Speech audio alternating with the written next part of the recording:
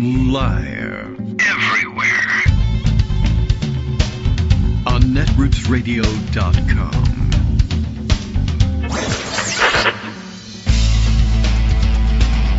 David Waldman. Kagro. In the morning. Now, here's David Waldman. Hey, good morning, everybody. How you doing? It's Friday. You made it all the way to Friday, the first Friday of the year. You came early. It's only January 3rd, 2025. So we only had to make it a couple of days. It's not like it was a long wait. And many of you are off on Wednesday. Didn't that feel like Saturday anyway? Well, it's Friday again. And next month we get to do it on Groundhog Day, early in the beginning of next month. Okay, lots to catch up with, lots to cover today. It is the dissolution of the 118th Congress later on today, later this morning, and the convening, same day, in fact, within the same hour, convening of the 119th Congress. Here again, I think we all know kind of what's in store, right? Republican control of both chambers, nominally in the House. And I would say, I think the application has been to say narrowly in the House. And I don't know, normally, I guess, normal-ish in the Senate. But I would say nominally in the House and narrowly in the Senate. And we may see the first symptoms of that on display today. I don't know how well the opening procedure is gonna go. I guess it's still up in the air as to whether or not Republicans are going to be able to elect the speaker at all, and whether they'll opt to re-up Mike Johnson in that position. I don't think they have a viable alternative at the moment, but I think they may want to demonstrate that to themselves. There's been some real interesting speculation about, well, what would happen if they couldn't? Or what if just like with McCarthy, this thing stretched on for days? One of the things that was not in the way with Kevin McCarthy's situation was they didn't have to be ready and resolved into the House by January 6th in order to handle the Electoral College tallying, not the voting. The voting's already been done. But tallying all the vote certificates, if indeed they are the real vote certificates. I guess no one has had a real reason to, well, I guess Democrats had a reason to do it, but they would never do such a thing. Apparently not. And apparently Republicans would forge their own Electoral College certificates and send them to Congress in the hopes they would be accidentally or fraudulently elected president by accomplices inside the building. Anyway, that not happening this time around in terms of the forgeries. But, the big difference here, the Republicans had, I guess, if they considered it a luxury, the luxury to take their time in electing a speaker. We've had a little bit of discussion about what might happen or what they could do if they can't elect a speaker. And in fact, I have waiting in pocket and available to discuss a piece from David Dayen, who runs down the possibilities anyway, but also points out that there's a pretty clear path to dealing with doing the electoral count, even if they don't elect a speaker. But I don't think Republicans really want that embarrassment. And I think they'll eventually get their act together, and probably pretty quickly, too. I guess if I had to make a prediction, I would say that there will be the people who said they were going to be holdouts will be holdouts, and there'll be more than one ballot. But that, the deal probably is they get back together, they yell at each other for a little bit, and then have a second ballot, or maybe even have a second ballot right away. I wouldn't be surprised if some of the holdouts were open with leadership about their intention to switch their votes on a particular ballot. I don't know, I guess they have to go out and put on a show and put up some resistance. I mean, I think historically you would have to say, no, historically they make noises, well, Republicans don't, but holdouts in the House, when there have been Democratic holdouts in the House, they make noises, and if there are a few of them not to make a difference, they cast their protest votes and then the Democratic speaker is elected. But at any rate, they come around pretty quickly. They don't tend to hold out and create the spectacle that they did last time. But Republicans, on the other hand, they did it about as poorly as they could in 2023, early 23, and survived that. They're all still there. They're all still drawing paychecks for the most part. So I guess they're not afraid of it. So they may do a protest thing and hold out for a little while and then eventually elect a speaker. Although it would be very interesting if they didn't elect a speaker and they used one of the workarounds that was available for just to see some adept Democrat protest everything and pull the old Republican show me in the Constitution where it says you can do this trick. I mean, you can show people, of course, where it exists in the Constitution, but it requires interpretation. And these are guys who say, well, if it doesn't say in black letters here on the page that you can do this, I don't infer anything until I need to, and then I can hire the Supreme Court to do it. All I have to do is give them an RV. All right. Well, it's Friday, and we've got a guest on tap, one of our favorites and returning very distinguished guest because he's a distinguished professor. Ian Reifowitz is standing by. I'll give him a call in a minute there and get his thoughts on what's going on and get up to speed with him. But first, in order to do that, I have to press some buttons. So why don't I get on that and get ready to go? And all right, he's ready to go. I give the signal. I'm gonna do the whole ringy-dingy thing and bring him on board. I mean, I think if the internet works, that is. All right, sounds like it's working. Hey, good morning, Ian. How are you? I'm okay, David. All right, good to hear. I know. You got a little bit of winter blahs going on or something. I'm glad you were here. I know I got a panicked message. I actually got the message that you were okay first, so that was good news. But that's how news travels fast. Yes. What do they say? A lie gets halfway around the world before the truth wakes up. Well, right. This has nothing to do with that, but I like to. But it's something about waking up in pants. There's a reason to use that. Yeah, I guess it doesn't explain the situation. But I at any rate, I'll give everybody the morning introduction. I always like to explain to everybody why I keep referring to you as such a distinguished person, and it's because of your distinguished professorship. So, Ian Reifowitz, for those who don't know, and I don't know how you got here if you don't know, but is the SUNY Distinguished Professor of Historical Studies at Empire State University of the State University of New York. I think I got it all right. Now, according to Wikipedia, which professors used to say, don't use Wikipedia. But I wonder about that. That might be something we want to talk about today. It may be the only close to reputable news source left at this point.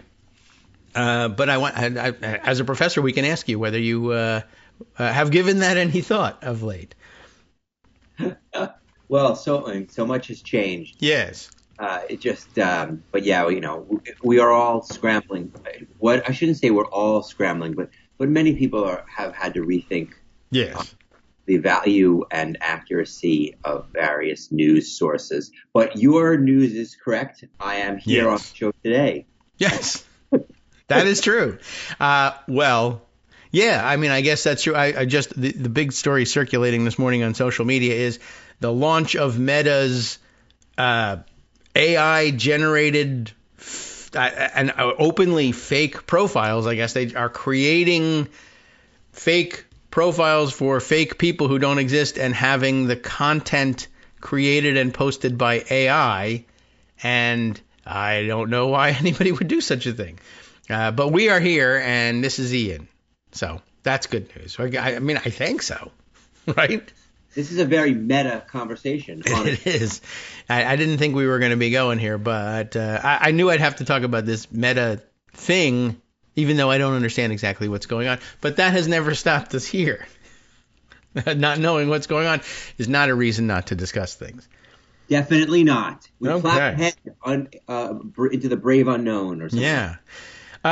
Let's see. First of all, or second of all, or third of all, since I've gone through three topics here, all of them non-starters so far, I do want to give you a chance to update us if you have any news on your forthcoming book. I got a little bit of, just a little information, but last time we spoke, you were in the, I think in the editing stage before you had submitted the manuscript. Right. Okay. Well, the editing is complete. The manuscript is submitted. So the book is called Riling Up the Base. examining Trump's use of stereotypes through a multidisciplinary lens. It is a bit more of an academic approach than some of my previous works. I have a wonderful co-author, Anastasia Carrillo, and we look at a number of theories that relate to stereotypes, the communication of stereotypes, and we then look at various categories of Trump's stereotypes, and we try to explain them by through the use of those theories.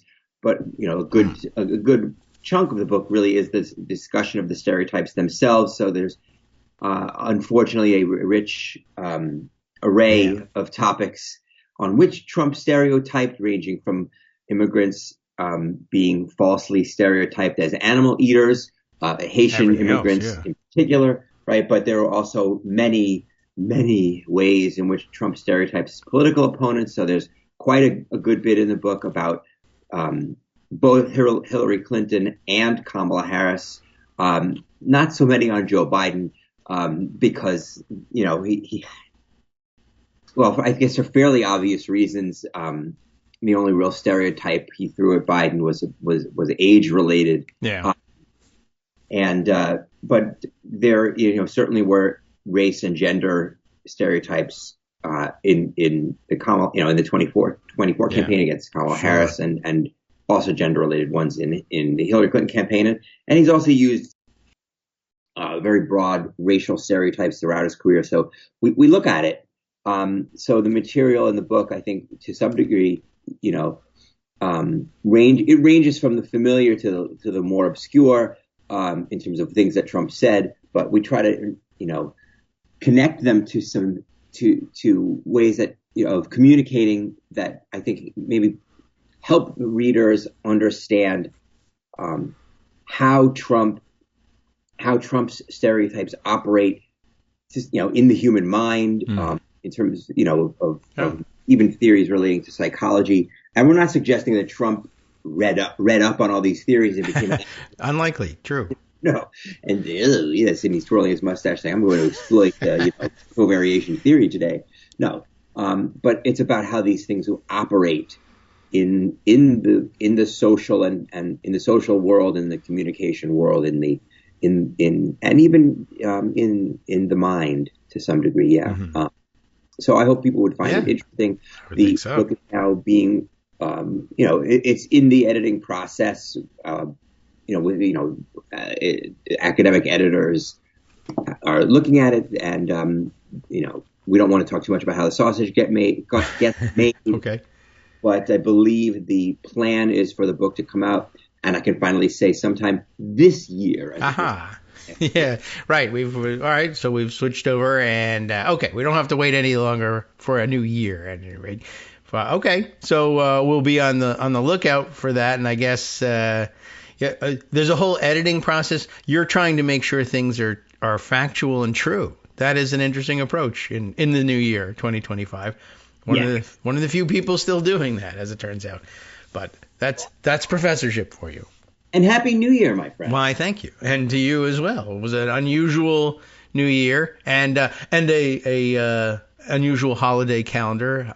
Hanukkah carrying over into January is an unusual thing. Haven't seen that. I don't think I know if I've ever experienced that one, but it was interesting to do and carry that over, and gave you something to do on New Year's Eve. Absolutely. Well, we in our household had a bit of a family trip planned, and so we decided to create our own Hanukkah calendar. And so we since the forces of the lunar calendar moved Hanukkah into the time of our trip, we didn't want to bring our presents with us, so we did early Hanukkah at a time of our own choosing. Well, that's fine. Certainly, I've seen the schedule manipulated that way in the past.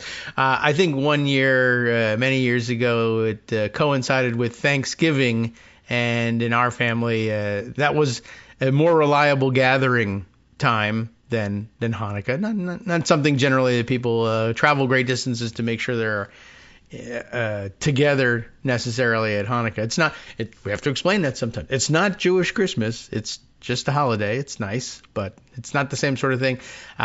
But being together on Thanksgiving was more of a tradition. We began just doing, larger family, extended family gift exchange on Thanksgiving and kept it there. So, it's an adaptable thing. That's a very good idea. It works. And now that you have to pay $50 every time you put something extra on an airplane with you, you might as well take care of it at Thanksgiving. Exactly. All right. Well, I was also explaining at the opening of the show, today is the opening of the new Congress, which should be, very interesting. There'll be sort of all sorts of mechanical issues to run through, and big question mark as to whether or not Mike Johnson gets himself reelected Speaker. And that's brought to mind, not just because it's a big event for us here in Washington and on the show where we're constantly looking at that sort of procedural thing, but Mike Johnson has been all over television carrying out the Republican use of stereotypes all over the place in the last couple of days following the terrorist attack in New Orleans. Right. And we see, to tie together all our dots, the lack of concern for accuracy. Yeah. I mean, I would have, in a perfect world, I would have loved, Joe Biden or even Kamala Harris to go on TV and say, how dare you talk, Mr. Trump, about the problem with borders when you got it wrong about this terrorist killer across a border illegally when he was, in fact, born in this country. This is literally everything that's wrong with you, everything that's wrong with your public career. This is everything that's wrong with you as a politician. The idea that you would go out there half-cocked or not cocked at all and possibly spread a false rumor that only is going to create more resentment and possibly violence against undocumented immigrants is everything you are in a nutshell. Your lack of concern for the truth, or your willingness to simply lie and gin up hate in order to serve your own political purposes. It's despicable. I don't think that's what Joe Biden wanted to do, obviously, and Harris is laying low. But, maybe it's not the right campaign strategy, but it's certainly something that needs to be said by, American politicians who reject this kind of way of dealing with news. And obviously most of those people who reject it are going to be Democrats, although we could hear from, some Republicans as well.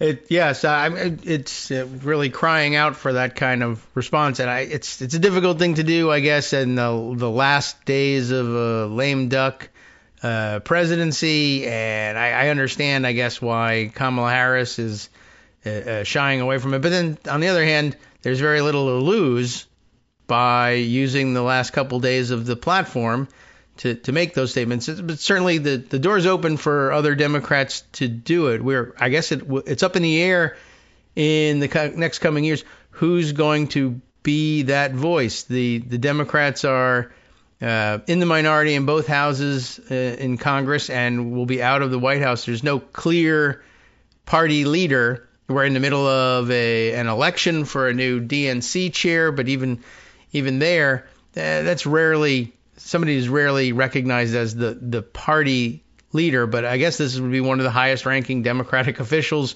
going at this point.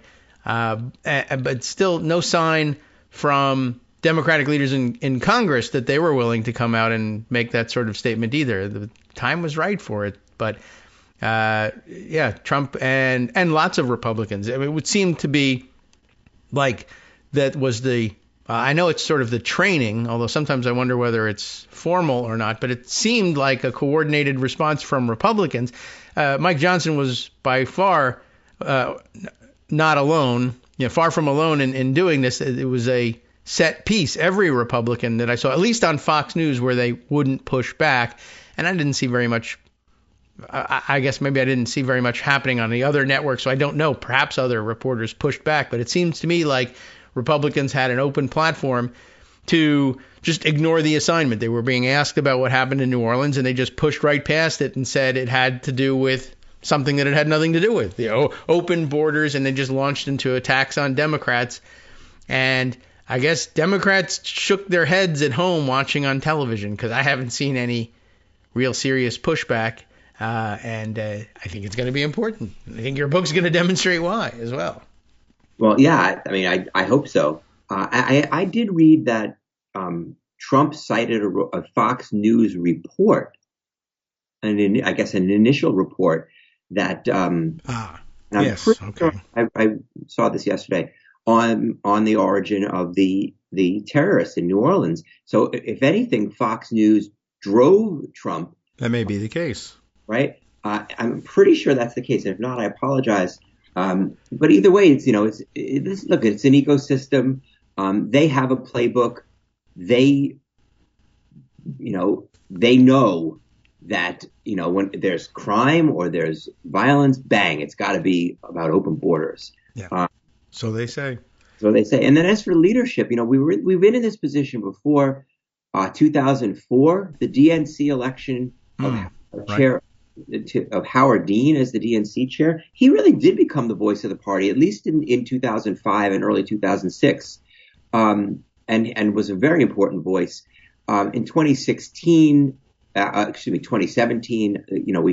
in the same position we are now.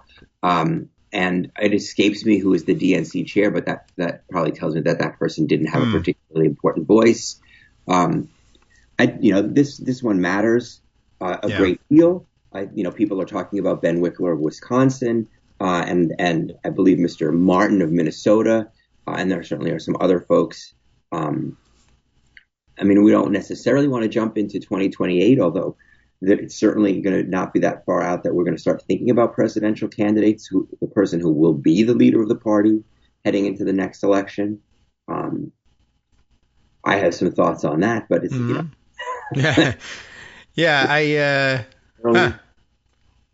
this is we have some challenges ahead of us. Yeah, now that you mentioned it, I'm trying to think back and look back at who was chair of the DNC and what we're talking about 2017, right? As I'm looking back, and I guess all right, in very early 2017, the person elected to the job in 2017, Tom Perez. Exactly. Yeah. There you go. Tells you everything you need to know. Yeah. And many of you would probably have to look him up, as I did. So had taken over from Debbie Wasserman Schultz, whose name at least rings a bell. We know who she is. But yeah, she was in the job when there was still a Democratic majority in the House, and Speaker Pelosi was able to be, a more visible voice for the party. So, we didn't do I should say Tom Perez's PR team didn't do the greatest job in establishing him as the voice of Democrats, and maybe by design. At that point, I guess people were gearing up to run to oust Trump from office as soon as possible, and the candidates became the voices such as they were until the election. And that's partly by design. I guess the DNC, people look to it every once in a while as something that it's really not. It mostly functions to organize and fund the presidential campaign rather than speak to policy. But I guess sometimes in the absence of strong congressional leadership, that's a role they can take on.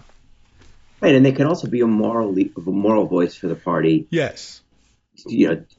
Calling out things like, what we're just talking about, getting, falsely blaming people coming across the border illegally or with undocumented immigrants for things that they're not doing. And we, there's plenty in the book about that. The crime wave, the quote unquote migrant crime wave, crime wave, or what he talked about as Kamala's crime wave or the Biden crime wave, which of course didn't happen at all. Right. There obviously human beings commit crimes. There have been undocumented immigrants who have committed crimes, but data shows that across the board they commit crimes at a lower rate. That's, I guess, cold comfort to anybody who was a victim of one of those crimes. But the reality is that they're not responsible for any increase in the crime rate, given that they're committing crimes at a lower rate than the general population. Yeah. And then we also had data, I don't know if you discussed this, but within the last few days, pretty strong data that tells us that violent crime, murders were down again in 2024 and have now crossed back below the pre-pandemic levels. Means that the Biden administration has presided overall in a decline of violent crimes in the U.S. and of murders in the U.S. Public perception is otherwise. Yeah. Because of things like Fox News, because of things like a Republican presidential candidate and now a president-elect pounding away with lies about this issue. Yeah, that seems to be the MO. And for whatever reason, public opinion never caught up with it. And it's been the discussion since the election, why that is, and whether it's not solely the news media, and it's also perhaps a failure of communication. But there's certainly a lot of factors that virtually guarantee that the misperception will continue, and part of it is what you outlined. It's difficult to tell which was the chicken and which was the egg. Did Fox News make false statements about the perpetrator of the attack in New Orleans and Donald Trump repeated it, or did Donald Trump imagine it like people dancing on rooftops in Jersey City? We can't tell, but we can ponder it for 2 minutes, take a break, regroup, come back, rejoin the discussion. We'll be right back. Hi, I'm Scott Anderson, the guy that writes the daily summary for this show, Kagro in the Morning. Thank you to everyone that supports this show. Many of you send donations through PayPal, Patreon, Square Cash, Radio Public, and so on. Some of you write your own essays and send them in, or read articles with your own commentary. We appreciate it. Now, some of you are listening to this and thinking, I'd like to help, but isn't there something I could do that wouldn't require money or effort? Why, yes, there is. You can just like us. On Daily Kos, they call it the recommend button. YouTube has a thumbs up. There are hearts and likes and love buttons. Tap our love button. Tap our love button every day. Share our shows and summaries on Facebook and Twitter, YouTube and iTunes, Stitcher and Amazon. Most of these places allow you to write a review, so a sentence or two would be great. Recommend us to social media, or tell your friends to listen to the show. You aren't just helping us, you're helping them find their new favorite thing to listen to. You could change the world. So thank you in advance from me and everybody else in the world. All right, welcome back now to the Kagro in the Morning Show here on Netroots Radio. We are still joined by Ian Reifowitz, back for a second segment, and hanging in there just fine. So we've ranged around a little bit, but I want to kind of return to something I brought up at the beginning, just because I am sort of fascinated by it. I don't have it handy, and I probably should have put it away. It was just one of those offhand moments on social media that make you nod in agreement, but I didn't set it aside, so I can't properly credit it, unfortunately. And Blue Sky, I got to talk to the Blue Sky people about their search function. It's not nearly as robust as Twitter's once was, but Twitter's has been destroyed since anyway. But somebody made a interesting observation about the nature of Wikipedia as a source for reliable information and how our relationship with it has changed, which is really, I guess, a backhanded commentary on the devolution, I guess, of the internet. You know, the tremendous promise of free and accurate information to share worldwide, to be instantly accessed by everyone in the world. And as it turns out, between this and projects that have landed us with ideas like the Meta/Facebook corporation deciding to invent fake people and populate the social media web with garbage, pink slime of their own mechanical creation.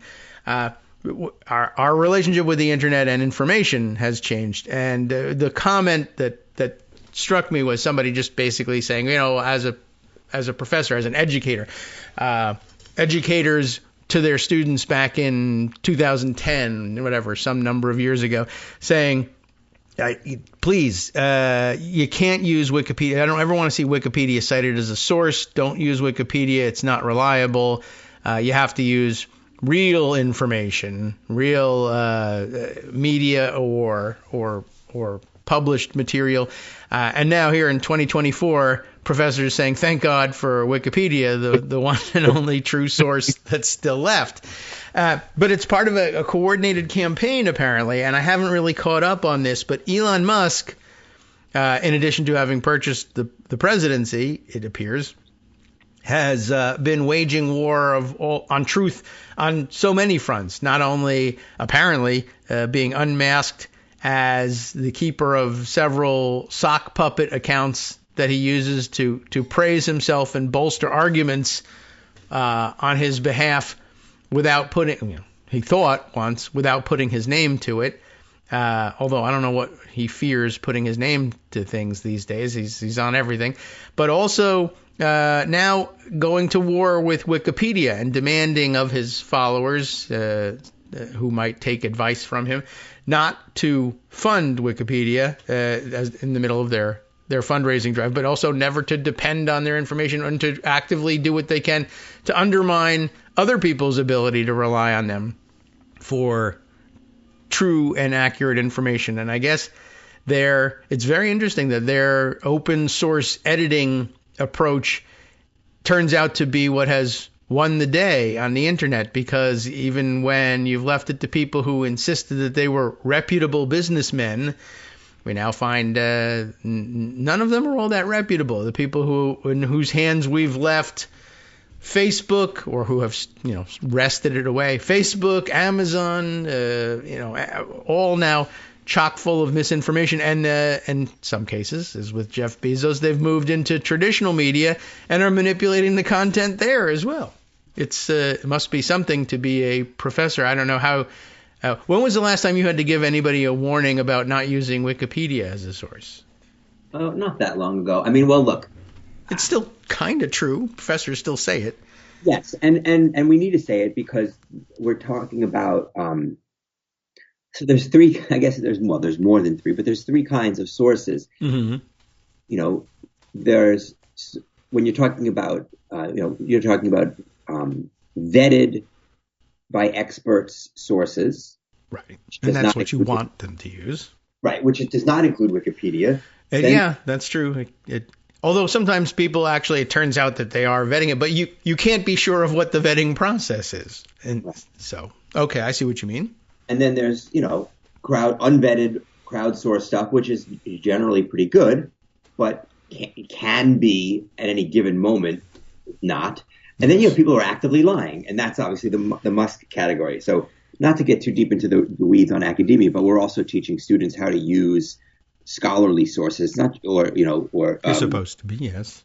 That's an important thing to do. But I don't think we've got any qualms about saying that crowdsourced Wikipedia is 99% of the time, or probably, I guess, 100% of the time, at least no worse and probably better than somebody actively lying. Yes. And I guess with the spread of that active lying, the percentage play goes up a bit. There's a fair chance that someone will have come along among the Wikipedia editors and said, this is inaccurate information, and I'll at least, if not change it, make a note of it and leave a trail here. But I guess the same people who are actively lying elsewhere can, and now I guess are, and always really have been able anyway to do the same thing and to enter into Wikipedia and leave misinformation behind. And you just have to hope someone catches it before you read it. Right. So and that's the big problem. Right.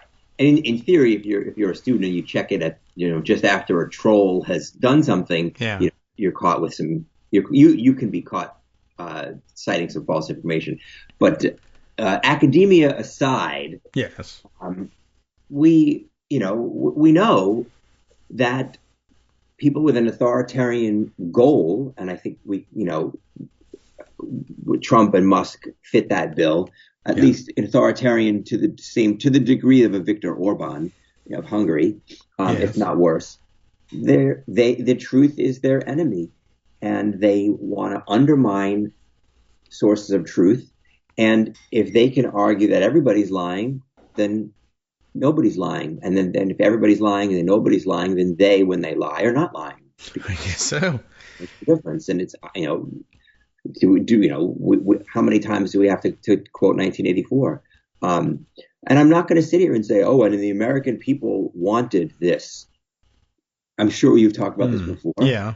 No, 49.8% of the people with a 1.5 popular vote margin voted for him. This is not a decisive margin. This is not a decisive mandate. This is not the American people endorsing everything about Trumpism.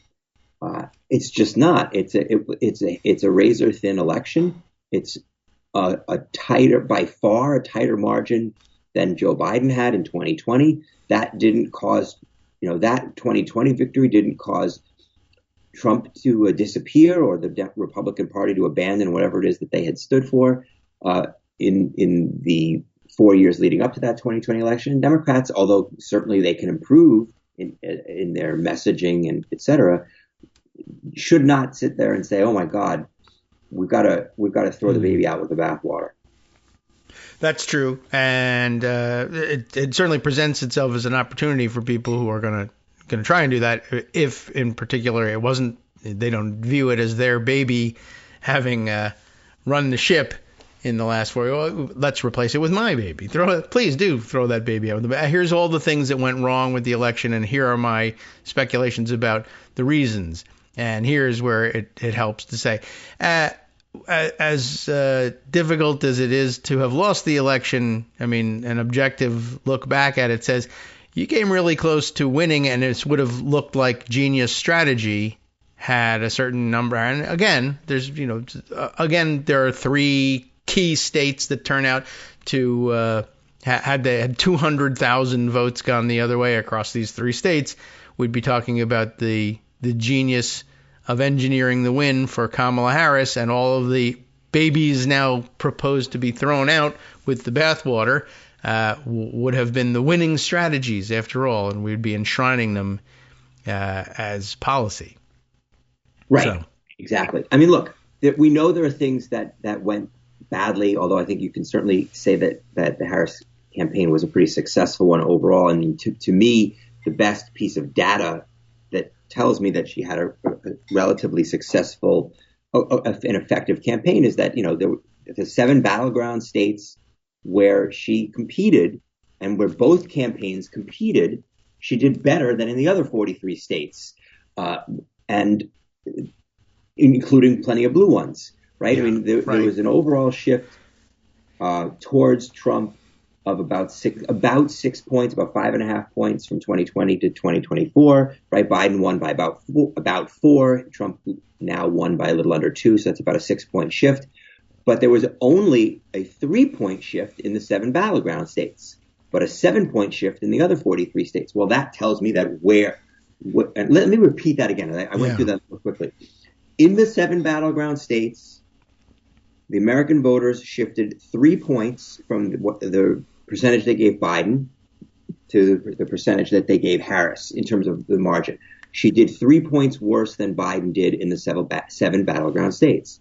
Yeah. But she did 7 points worse than Biden in the other 43 states, where basically there was no campaigning, or very little campaigning, comparatively speaking, which means that when she put her effort into campaigning and persuading, and Trump did also, where they engaged, Harris did better than in the states where there was no campaign. Well, that tells me that she outfought Trump in those states compared to where they weren't fighting. Yeah, it's right. A 3-point swing towards Trump is a lot less than a 7-point swing. So the places where she fought, she held his swing to only 3 points. Now, having said that, there were some things that hurt her, and there's no question that the trans ad, which I'm sure you've talked about, the she's with they, them, I'm with you, was devastating. I did read some data that moved voters, and that came from Harris people. Both Trump's initial ad and then the ad he ran with Charlemagne the God's shocked response to the initial ad, which he ran in and had a big effect with Black Latino men in particular. That's not something that Harris necessarily did in the 2024 campaign. It was a clip of a video from 2019, but I think we can learn a lesson from that, which is maybe that activist groups should not try to get, Democratic officials on video or on record supporting their positions, that activist groups have to think about protecting candidates rather than pressuring them to take positions that are very unpopular with the American people. Because you know what? Was it better for those groups to have Kamala Harris say that in 2019 and lose in 2024 than it would have been for her to not say those things in 2019 and maybe pick up those 200,000 votes and eke out a victory in 2024? Would that be better for the issues that those activists care about? I think the answer is an obvious yes. Okay. We need activists to be strategic and worry. That's always true. Worry about these things, because we can't make our candidates go out on a plank and take positions that are opposed by 80% of the American people if we want those candidates to win. The goal of activists should be to help the people that they are fighting for. Well, the most important way we can help the people that activists are fighting for is by winning elections. Mm-hmm. Yeah, I suppose maybe this is starting to clear things up for me. One bit of the online argument / discourse that I kind of missed, but just picked up afterwards. I saw people ironically referring to references to the groups, and I guess, is this what this was about? I didn't know they were using that terminology and putting it in quotes, the groups, even capitalizing the and groups, and I was, where did this come from? What have I missed here? And I guess this is probably what it is, or it certainly fits the bill in terms of an explanation that, perhaps the time has come for more strategic thinking. And I'm guessing what probably drives this is, the groups, when they're doing what I guess we could propose as the right job and helping candidates and politicians to understand and develop sympathy and empathy for the positions being represented and the people who need policy support.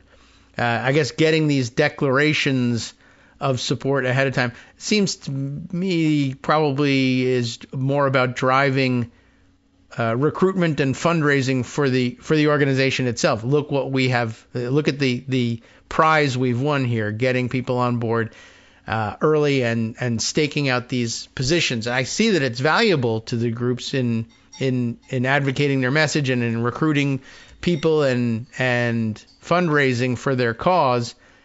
But in the end, in the long run, you're right. It might not be the way to put policymakers in place that will actually help you.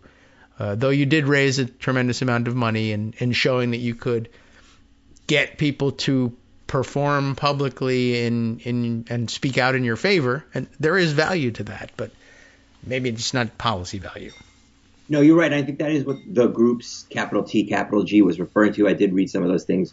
I also read a really interesting interview with Senator Brian Schatz of Hawaii, where he said, listen, we got to stop. Our candidates have to stop talking like activists, right? I mean, he talked about how Harris, and again, this is not to criticize Harris. I think she did run a very good campaign overall. This is not 2016, where I think, Hillary ran an objectively, relatively poor campaign.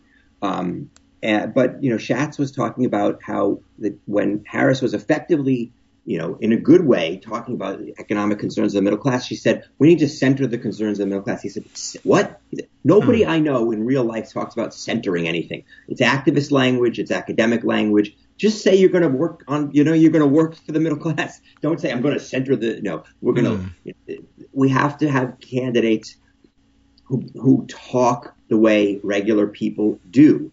Trump does that. He might in policy. In some ways, yeah. In other ways, there's a number of people who don't have any idea what he's talking about. But it's not because of the words that he's chosen to. The vocabulary isn't the problem, I guess. But no one knows why he's talking about eating cats. Right. Take a look at the Schatz interview. Google Brian Schatz, and it'll come up. And it was a really interesting discussion of how to communicate and how to communicate effectively. So it's not that it's just, we need to talk about this and not that.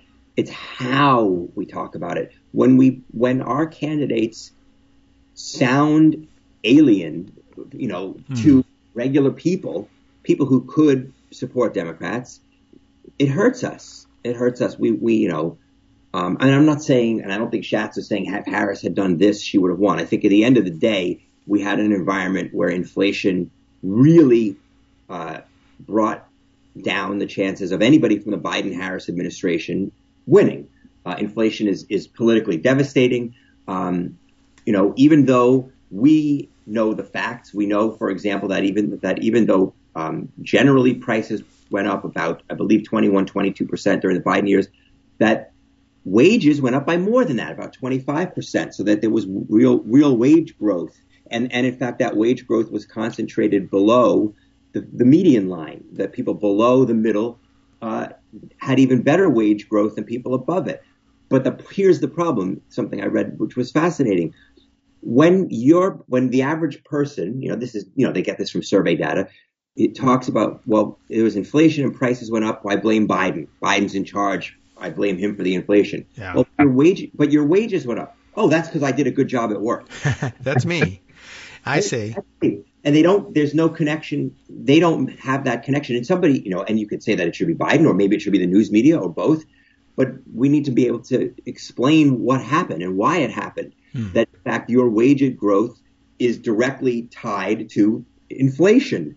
And that these things are not operating in a vacuum. But at the end of the day, people blamed Biden for the one and didn't give him credit or acknowledge his role in the other.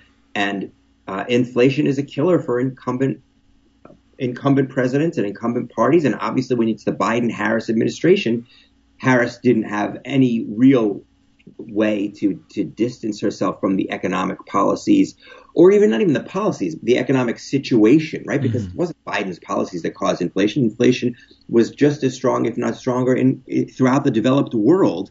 And so that tells us that it was a post-COVID environment, not what Biden did, obviously. But Harris couldn't run away from that because in voters' minds, inflation was Biden's fault, and she was his vice president. What was she going to do about it? Yeah, she can't undo what was done. She can't unring that bell. No, well, clearly not. As the vice president, you're kind of standing there as quasi-incumbent, as much as you could say, I might steer the ship in a different direction in some ways. Right, you can't run away from the record because it's partly your record. But yeah, that's true. Interesting observation there, too. I agree that the one that you found, that is interesting. It makes a tremendous amount of sense that people would say, well, inflation, that's somebody else's fault. Here's something good that happened to me. That's clearly my doing. I did that. And there's an argument for it, right? It's your wage. It's not the sort of overall economic picture the way inflation is. I mean, it would be hard to blame inflation on individual shop. You're not shopping in the right places. That's the problem. You're not bargain seeking. Now, nobody's going to buy that. But a rise in wages, even when it's caused by national policy in some way or another. And I guess reminding people, your boss didn't want to give you more money. He just had to for a variety of reasons, not the least of which was that you had, as a result of policy, perhaps, the opportunity to seek out other employment elsewhere, change jobs, and keep your health insurance, for instance. In order to keep you in place, your wages had to go up. But yeah, that's it's abstract, and B, it is difficult to explain sometimes without jargon. I didn't find the word centering all that off-putting now that I think about it. It made sense to me, but certainly I was just wondering if she had said we need to focus on the middle class. Would that have been too weird and esoteric of terminology? It's hard to tell sometimes what might work as clarity in speech, centering. I don't know. That made some sense to me, even though it was a little different. But you and I are part of the elite, David. Yes, right? I imagine so. But I mean, think about this: if you watch a speech from a political candidate, if you looked at what political candidates said in 2010, none of them used centering as a verb. That's probably true. Right? It did come out of academia. Yes. All right. I mean, I'm still angry about party as a verb. So, come on. That wasn't academic doing, but come on, that's not right. Yes, we need to party like it's 1999. Yeah. Right? I blame Prince for that, but there's nothing I can do about it now. Oh, yeah. Boy, but that's true. I mean, I see that centering, it's new terminology, but I mean, okay, center, I get it. Like the center ring in a circus. Now, that wouldn't bother anybody, but all right. We should have talked about it in circus terms. Sorry. No, I don't think it's that people couldn't understand it. It's just that people are hearing it and saying, that's not how I talk. That's not how my, brother talks. That's not how the person I work with talks. Who is this? What is this weird way of talking? I know what it means. It's pretty straightforward, but that person doesn't feel like somebody I identify with. I see. It certainly, at least Schatz's issue can stand in for a number of other things. If centering isn't the one that bothers you, then it's probably something else. But yeah, I guess. I mean, I don't know. Nobody had any difficulty understanding when you said it a little while ago, but people have been saying it for a long time. Well, what you need to do is Google it. I can tell you there's a huge section of the population, that elderly in particular, who still say, I don't even know what the hell you're talking about. Google, what do you mean Google it? That sounds like you made that word up. But, I don't know, we all caught on that one pretty quickly. But maybe we'll all be saying centering in a year or two, and that will look silly. I don't know. Maybe never. But certainly, there's a larger point. I don't need to center centering in order to understand the point. Yeah, that was good. Well done. Thank you. I'm going to have to get the hell out of that discussion. You know what? Amazingly, it looks like we're almost up at the top of the hour here. I should at this point ask you if there's anything else that any place else you'd like to go, something that caught your eye. If not, we can continue down this trajectory. But to make sure we have time for anything else you wanted to make sure was done. Well, to center something. Yes, there you go. I do think it's important. You're popularizing this term. Yeah. Looking at 2024, we want to also recognize Democratic successes, not to be a Pollyanna, but just to see what we can learn and which candidates maybe we want to promote. I'm changing my verb there. In going forward, and to me, the one that jumps out, or I shouldn't say the one, but one who jumps out is Ruben Gallego. I mean, Arizona flipped back to Trump. Yes. Right? Senator Harris, or Vice President Harris, lost the state by about 5 points, while Ruben Gallego won the U.S. Senate race by about 1.5 points or so. He was a non-incumbent, which I think, it's not like he was just an incumbent winning re-election in an easy race. He had an open seat. Granted, he ran against somebody who's, certifiable, but yes, so is Trump. So I think it's important, guys, right, that Gallego ran about 6-7 points ahead of the Democratic ticket in the swingiest of swing states. To me, that's somebody that we need to keep an eye on. All right. Well, we'll be watching. I know we talked during the break a little bit about whether or not we wanted to look ahead already to 2028, and I don't know. Not really personally, but it probably would be wise to start thinking about that. And I mean, I guess candidates are now going to be people who are thinking about it are going to be jockeying for position, and I suppose like under normal circumstances you'd be thinking, all right, well, I guess J.D. Vance takes a shot at the top of the ticket, although who knows, Donald Trump very well may say, that there's no limit on my terms here, but age may get in the way. I don't know whether he tries to run a family member or whatever, but where do Democrats turn to look for somebody to stand up to whatever that threat may be in 28? I mean, I think one thing you're going to, assuming we can do it. Right. We're allowed. Yeah. I think you need somebody who's not part of the Biden-Harris administration. I mean, that administration was repudiated in 2024. For better or worse, we need somebody else. It doesn't have to be somebody from quote unquote outside Washington, but I think it has to be somebody who was not part of that administration. I don't think it behooves Democrats to try to relitigate that. I mean, in 84, you had Mondale, and that was Carter's vice president. That didn't go so well for Democrats. No, it's not the exact same situation, but we need somebody else, somebody who doesn't have to answer. Well, why? What would you differently? What would you do differently than Joe Biden?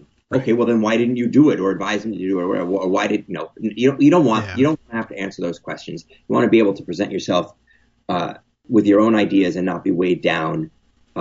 Even somebody in the House or Senate who had to cast votes is a little different because you can say, listen, my president put a policy up. I'm going to vote for it if I think it's right. But somebody who is a member of the administration, I think has a tougher time. There are senators out there. Gallego is a first-term senator, but so what? Barack Obama ran for president. We've done that. Sure. Kamala Harris ran for president as a first-time senator. And there are plenty of other people. There are governors. There's Westmore, Maryland. There are plenty of attractive people. Yeah. All right. Well, we're not at that point yet where we have to, shop around, but certainly they're thinking about it. I know that's got to be on their minds because this is a multiple year undertaking, and who knows? We don't know what the future holds, but we know that Trump forces will be amassing a war chest, no doubt, by strong arming it out of everyone they can. So we'll keep an eye on that. Thank you, Ian. Appreciate hearing from you again, and Happy New Year. All right, welcome back, everybody, to the Kagro in the Morning Show here on Netroots Radio, and we bid farewell to Ian, who's getting ready to start teaching again back from sabbatical now that the book is completed. And so I guess students should be aware, if there are any Empire State University students who have been listening here, this is much better than Rate My Professor. You get a much better view of what now we've only interviewed 1/1000th of % of the faculty, but hey, we can make our way through it one at a time, and we've done that, and I feel the job is done, quite honestly. And look, all the faculty are I'm sure equally sparkling in conversation, but we have our favorites here. Just being honest about it. Okay, so yes, I had mentioned and we discussed a little bit what Elon Musk is up to with his weird war on Wikipedia, and I have a interesting looking explainer or a catch-up article here available with it, but I also wanted to refer back to something that Justice reminded me of in background, startup conversation, that Elon Musk, did I mention it yesterday? I don't know whether we got to it or not. It's hard to remember exactly what got mentioned offhand yesterday, but is apparently, I think we did mention it, pondering the possibility anyway, or teasing the possibility on Twitter, that's what he does, that he might perhaps think he has a case or be able to force Trump era judges into believing he has a case, perhaps later on, and suing newspapers that accurately reported the fact, of course, that a Cybertruck had exploded outside of the Trump International Hotel in Las Vegas. And no, that's not an ad for the Trump International Hotel in Las Vegas, or for a Cybertruck for that matter. But he was upset because I guess people were reading the headlines, and he became convinced anyway by his sycophants telling him that he should be convinced that the headline made it look like the Cybertruck exploded because it was a Cybertruck and there's something inherently dangerous about Cybertrucks, when in fact it had been packed with accelerants and explosives and fireworks. and they're still investigating exactly what happened here, but I guess set on fire, and then the accelerants inside exploded, and Cybertruck being what it is, it went along for the ride, so to speak, and decided to explode itself. And there's like this grain of truth to that. Underlying it is, well, there have been a couple of high-profile Cybertruck fires of late, and of course that captures the imagination because the Cybertruck is goofy-looking and dumb, and a picture of it just riding down the street kind of elicits chuckles. And then seeing one of them burst into flames, minus the fact that it's killing the people inside, you might say, is kind of a spectacle in its own right. So seeing a Cybertruck at all is bizarre. Having to use the word Cybertruck for it only centers the issue of how ridiculous it is, to borrow that, all the packed meaning of centering. You want to use a dumb phrase to talk about a dumb truck, cyber. Like, I guess as we were reading yesterday about the Keck thing and how 2017 it was, and I'm sure that in Elon's mind he thought he was being ironic, but instead it just made him sound like an old guy trying to talk the kids' language. Be cringe, pretty cringe, as the kids would say about that. But similarly, like, what happened? I thought he was like, for Mr. Online Genius to be, I'm going to use cyber as a prefix for this stupid truck. I don't know what else you're going to put on it. It's just a truck. Why it can't just be the Tesla truck, which should have been fine. Good for branding. But, and I did see somebody mentioning, again, in passing in social media, I didn't think to put it aside, it was just part of the conversation, what a branding mistake the Cybertruck was. Not only because, one, why not Tesla truck? And two, you didn't have the opportunity to put Tesla in there in the name. Cyber is, cringy and out of date. The design of it is the total departure. I mean, I'm sure that's why Elon Musk loved it so much. It was a futuristic departure from the traditional Tesla design, but traditional design and understated design is part of what made Tesla the most popular of the electric vehicles, I think. The early electric vehicles and hybrid vehicles were susceptible to this idea, I think, among designers, that if you designed them to look weird, different, futuristic, etc., that would be an attractive characteristic in switching people over to electric vehicles. And as it turns out, at least initially, it was not. I think people I want a car that looks like a car and is a car, but just is powered differently. There's something about the design of cars that was comforting to people. Tesla interiors were a little different in that respect anyway, but it's one thing to say there's going to be subtle differences. You should know you're in an electric vehicle while you're in one, but I don't think people were looking for that sort of weirdness. And then the Cybertruck came out, and certainly there were people who wanted to signal allegiance with Elon Musk, who bought it for that reason. But there are also people who thought, this is a weird, wacky, futuristic design. It's going to be something of a one-of-a-kind car. It would be like getting a hold of a DeLorean,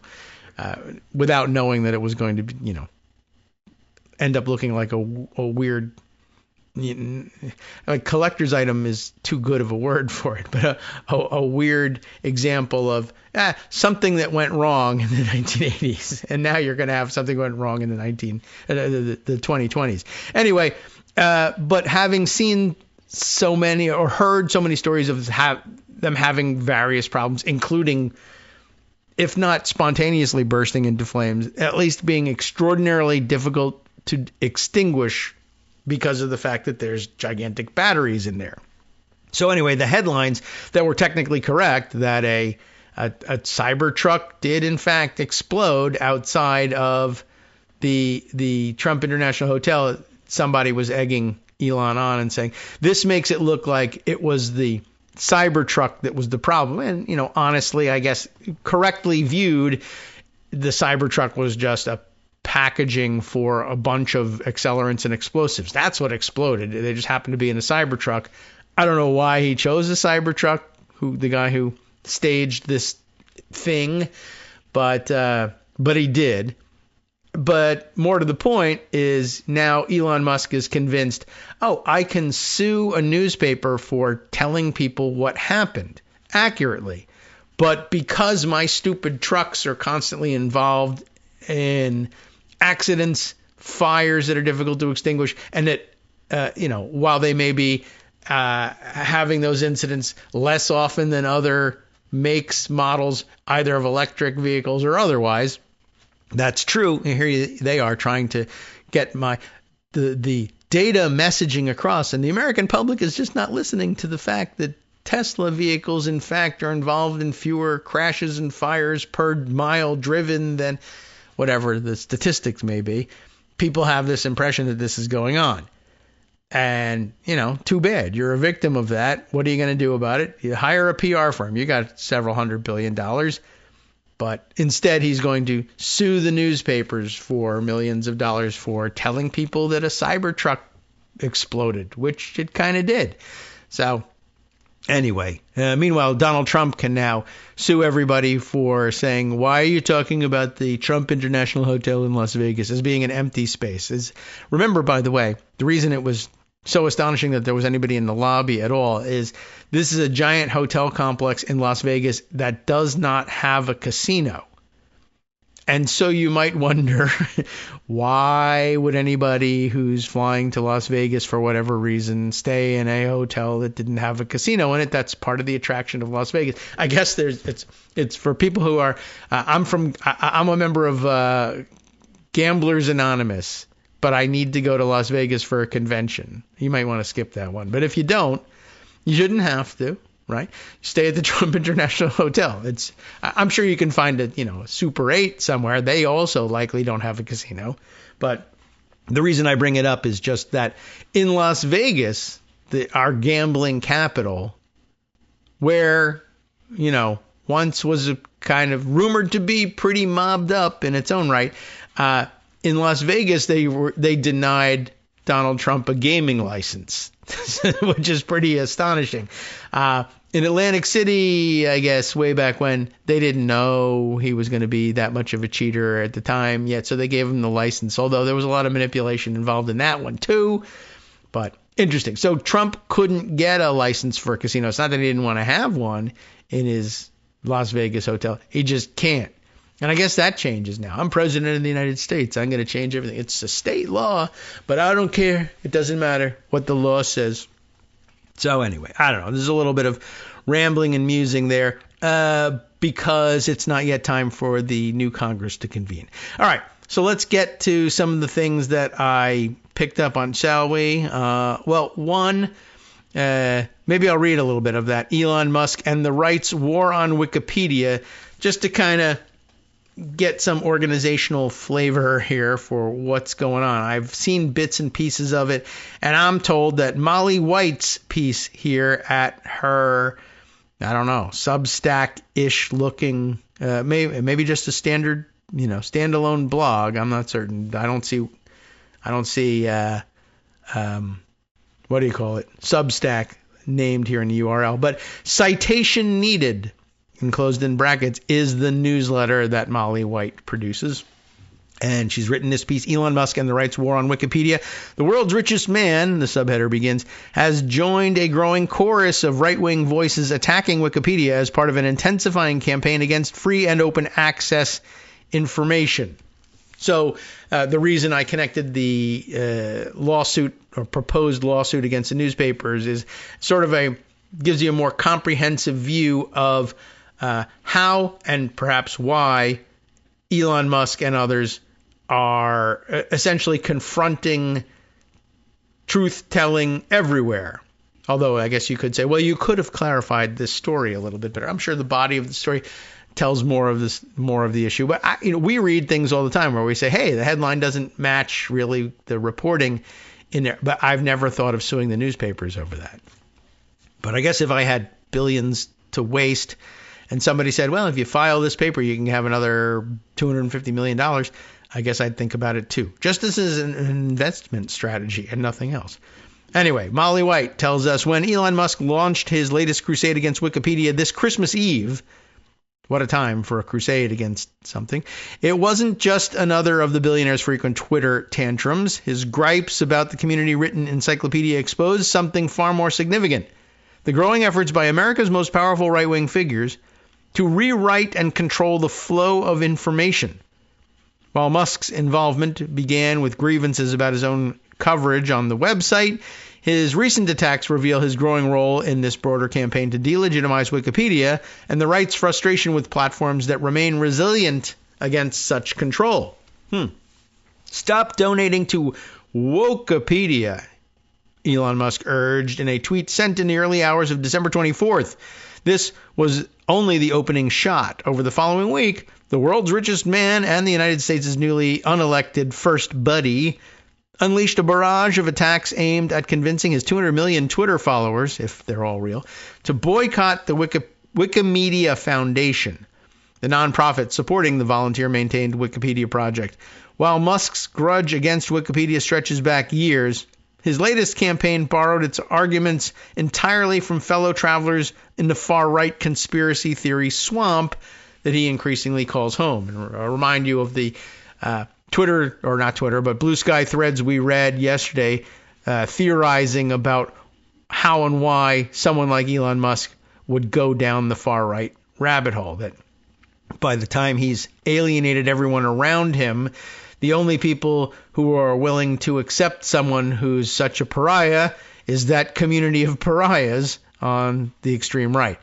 First was Chaya Raichik, also known as Libs of TikTok, who on December 23rd screenshotted a pie chart of budget categories from the Wikimedia Foundation's 2023 and 24 annual plan.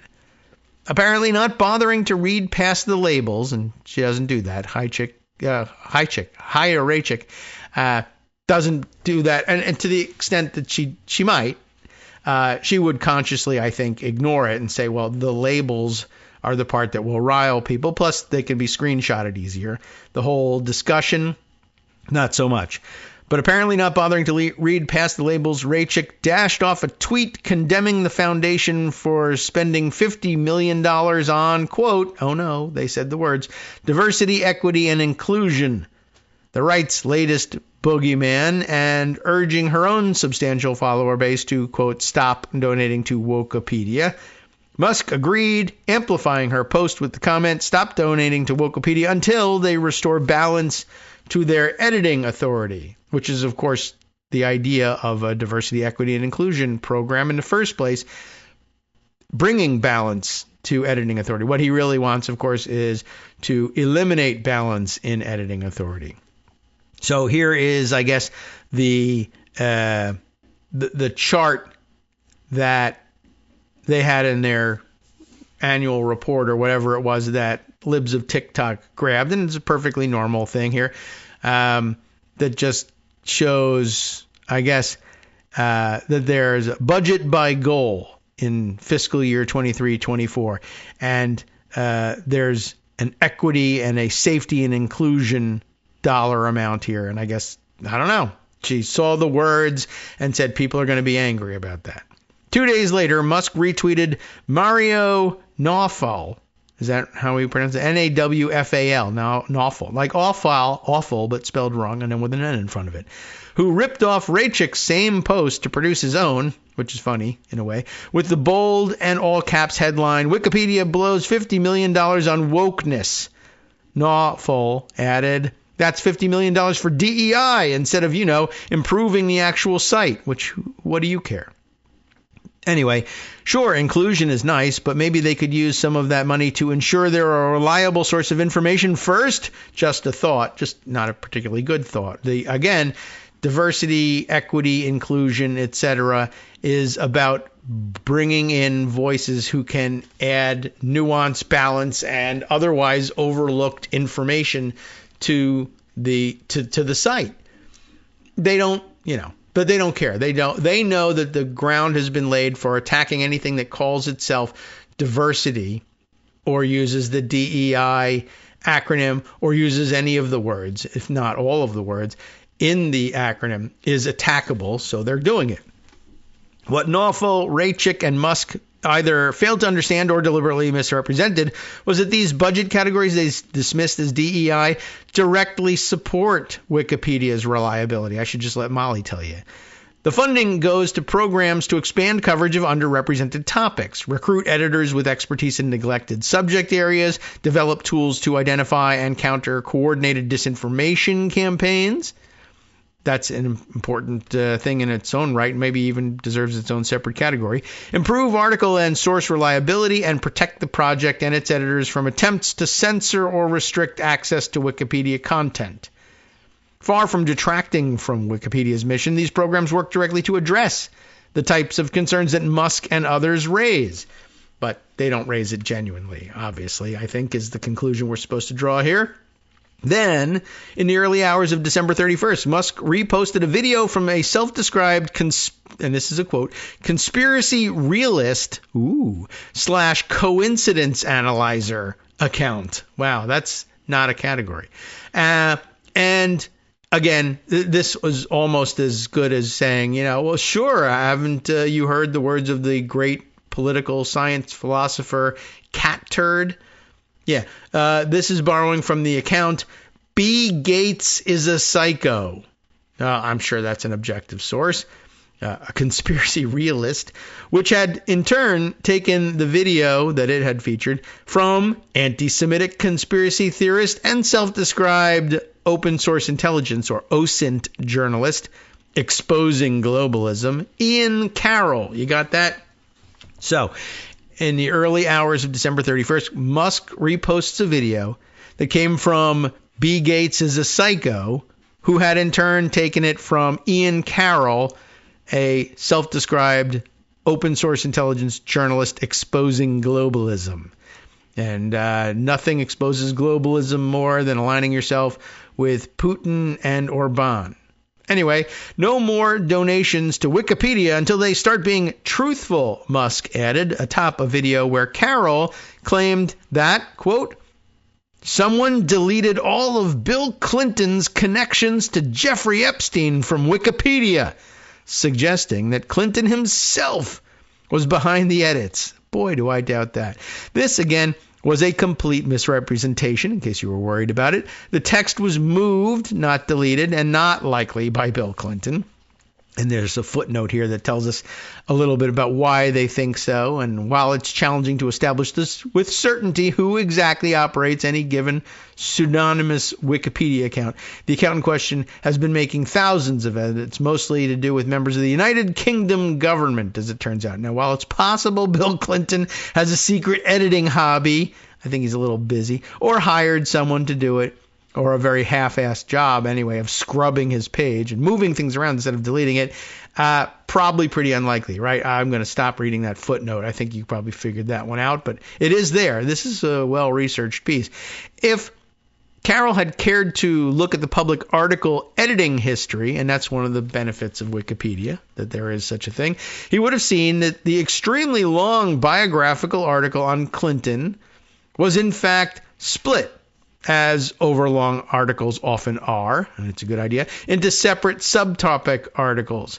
And you'll find one that's still there, Bill Clinton sexual assault and misconduct allegations, and also a subheader entitled Post-Presidency of Bill Clinton, both of which are linked from the primary page. The Epstein-related section was restored to the primary Clinton article by a different editor 3 weeks later, by the way, shortly after Carroll published his video, but months before Musk reshared it. So it was well over with by the time Elon Musk started claiming that this was an active thing. Musk followed up the Epstein video retweet 2 hours later with a retweet of a video from an account called End Wokeness, a great source, which is possibly run by white nationalist Jack Posobiec, who we mentioned again yesterday. Isn't that interesting?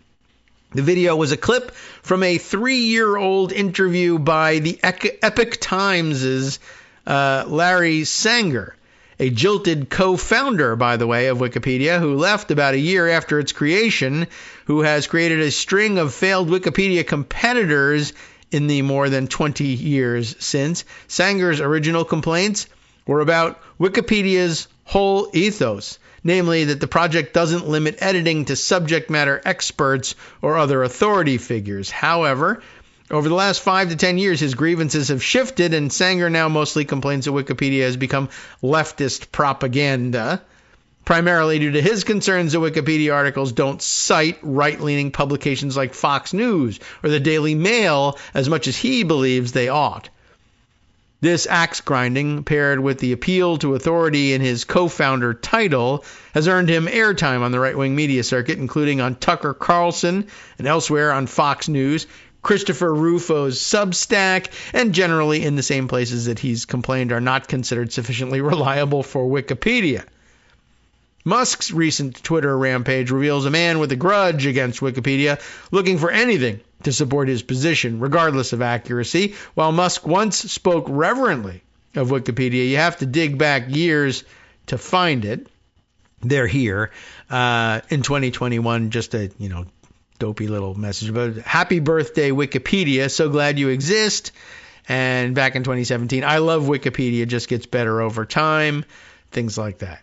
His more recent mentions of the site include multiple direct appeals to founder and current WMF board member Jimmy Wales, beginning in 2022, to complain that the site is, quote, losing its objectivity, is, quote, overly controlled by mainstream media, and, quote, has a non-trivial left-wing bias. He's bashed the site at least 10 times since then as Wokepedia and lamented its, quote, capture by the, quote, woke mind virus. Ooh, not that.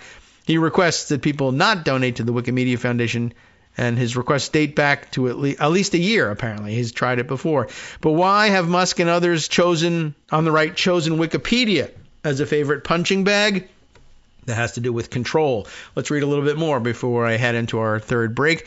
The rise of the MAGA right in the United States has sparked some startling changes in attitudes toward press freedom and freedom of expression, and some self-contradictory work on that front by Elon Musk, of course.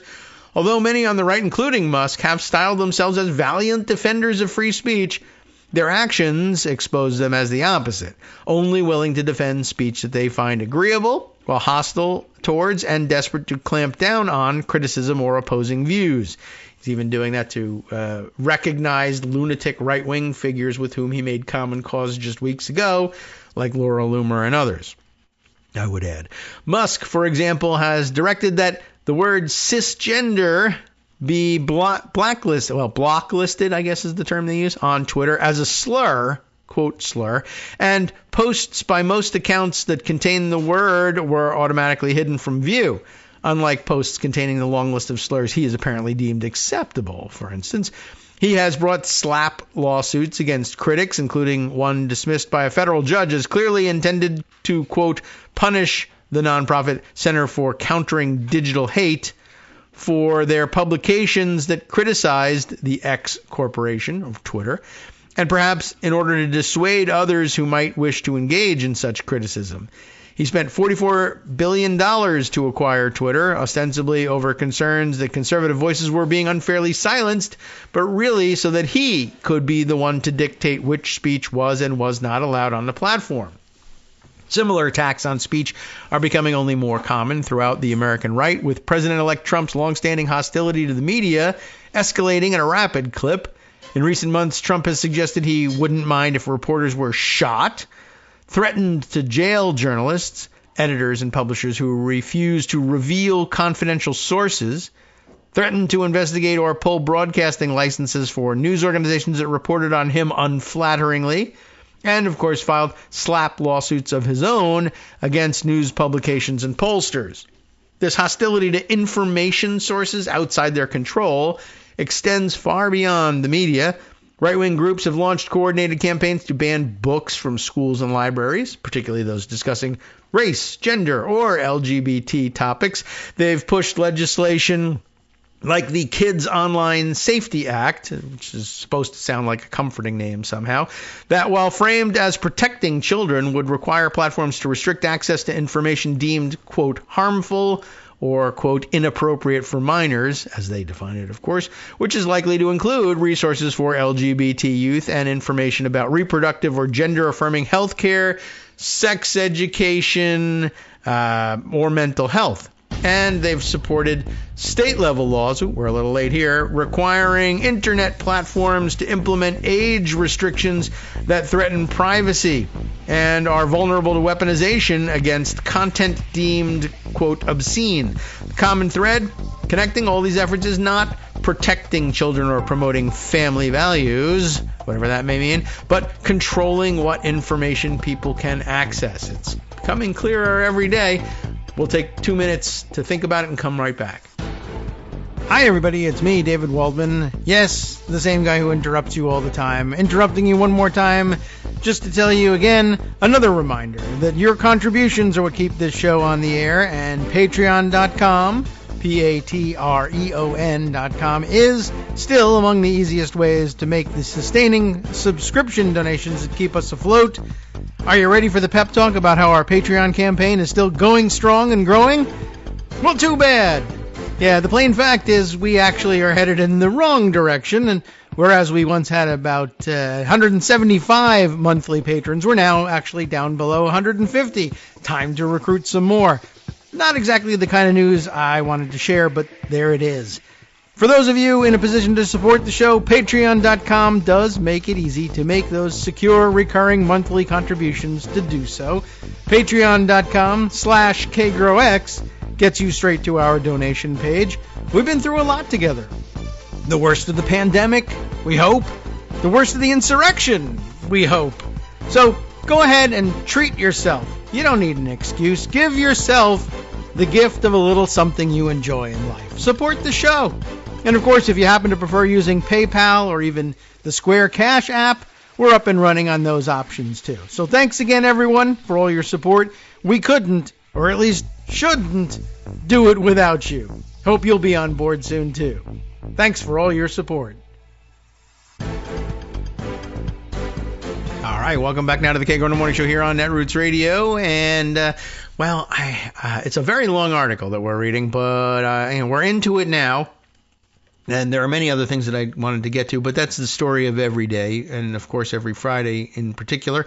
But let's read on and see what we can get through, and whether we either find a natural jumping off point or whatever, or we don't. We just stay in depth with this. We were just saying that once again, the common thread in all these attacks here are not, well, at least these ones that are focused on supposed safety of children, rarely, if ever, the case. And that's not the focus. It is, in fact, about controlling what information people can access. But neither Trump, Musk, nor anyone on the right can control Wikipedia as they wish. A 2022 tweet from a New York Post reporter musing about how much Musk would have to spend to buy Wikipedia was met with a clear rebuke from Jimmy Wales, not for sale. The site later echoed the sentiment in its fundraising appeals, nodding at the idea that Musk should just, quote, buy Wikipedia like he did with Twitter, when it reassured potential donors that there is no danger that someone will buy Wikipedia and turn it into their personal playground. Although really there's always that danger, because, I don't know, eventually ownership passes to somebody else through natural attrition and they come under pressure, or the thing is sued out from under them somehow by judges. I mean, I understand, I think that we all inherently understand that under normal circumstances, a person can choose not to sell. They can forego all of that money, and we hope that they do. And it's noble of them to do so, and they might even go to their grave doing so. But we also need to remember that there's we may be entering a weird new era where the normal stuff doesn't apply. Like, I don't know how, I don't know what basis you would do it, but increasingly they're just not that interested in what the basis of anything is. Suppose somehow eventually Musk becomes convinced to file suit in Amarillo, Texas, and miraculously gets the case assigned to Matthew, what's his name? Kaczmarek. Anyway, and I don't know, the basis of the suit is something, I don't know, legal, blah, blah, blah. But the point here is you should either force the sale of Wikipedia to me or declare that I own Wikipedia. Now, just legally speaking, it's always been mine. Everybody's been mistaken about that, and I've already paid for it. Or in fact, Wikipedia needs to pay me rent for having used my super awesome idea and internet space to host Wikipedia.